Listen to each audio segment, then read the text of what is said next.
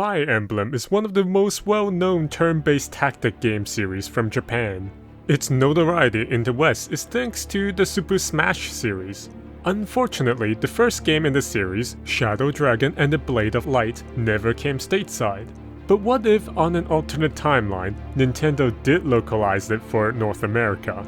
How would that look like, and how would history change?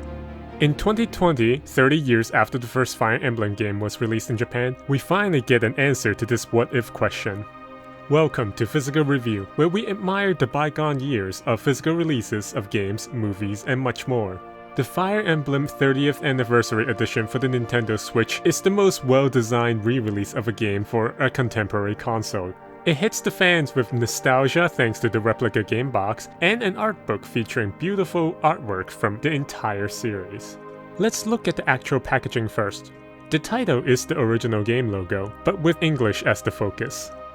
It is overlaid on top of a pixel art dragon. It isn't just a simple pixel art, it is made of dots as if they are LED lights illuminating the black void of the background. The large 30th year text is emblazoned over the dragon. Behind everything on the background to the right of the box are black glossy text spelling out Fire Emblem, which subtly help breaks up the solid background. The back of the box has parts of the pixel dot dragon, but in glossy black, same with the Fire Emblem text on the side. There's a gold emblem in the middle and a list of included content on the bottom. The entire box is clean and draws attention to only where it needs to be. No screenshot or picture of the contents are included. Since this product is solely aimed at fans, not newcomers, these pictures will only clutter up the well-designed box. Inside is the what-if North American game box for the Nintendo Entertainment System, cradled in this stone-like tablet, embedded as if it was a gift from the heaven bestowed upon mankind for us to discover. The box looks just like what an average NES box did back in the 90s. The manga-esque artwork is identical to the original Japanese release. So are the texts, but with the focus on English instead of the Japanese. The back has screenshots of the game and a brief description. Unfortunately, I can't find images of the back of the original Japanese box, but my guesses are they are identical as well. Inside is a clear acrylic replica of the NES cartridge. It even has a storage sleeve. This is wonderfully designed for the 90s nostalgia, as it reminds you of the days gone by while offering something new and unique to this re-release. It makes for a perfect display piece for a classy game room. Treat it like a well-crafted Swarovski crystal and put it under a bright light to dazzle anyone who sees it. The actual game itself is from a download code printed on the back of this game card. I am an advocate for physical media, but it doesn't make much sense to store the game in any physical media readable by the Nintendo Switch.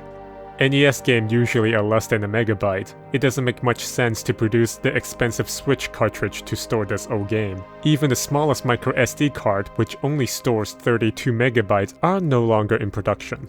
The game box also has a classic manual. It contains the short story synopsis, instructions, and other staple of game manuals from the 90s. There's also a map with the painterly art style, and on the back of it is a character sheet with all the stats. Outside of this what-if game box is a poster of another what-if. It is the hypothetical cover of the Nintendo Power Magazine issue featuring the Fire Emblem game. This has the classic art style of the game and all the appropriate text and fonts of the genuine magazine. On the back of this poster is a hypothetical help column for the game, which is a common feature in the Nintendo Power Magazine back then. This is just as charming as the hypothetical game box. Lastly, in the Anniversary Edition is this gorgeous artbook. The cover design is beautiful and it fits perfectly with the medieval fantasy setting. The design is embedded into the hardcover. While they didn't have to add in this extra flair, the golden color reflective leaving really increased the exquisiteness that's already in this good design.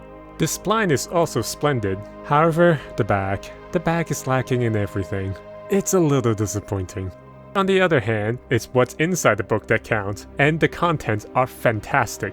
It is a celebration of the entire Fire Emblem series, not just the first game. It contains artwork spanning its entire 30-year history, from the concept art to the latest mobile game. This entire book is a love letter to the world and its character. The Fire Emblem 30th Anniversary Edition is a well-designed piece of collectible. It is well worth the original MSRP of $50, considering the artbook and the wonderful display piece of the acrylic cartridge. However, at the current market rate at the time of recording, it's far too expensive. If you miss out on the initial release, you might just want to wait until the price goes down. If you only want to experience the game, unfortunately, you're out of luck. Nintendo only released it on the eShop for a limited time.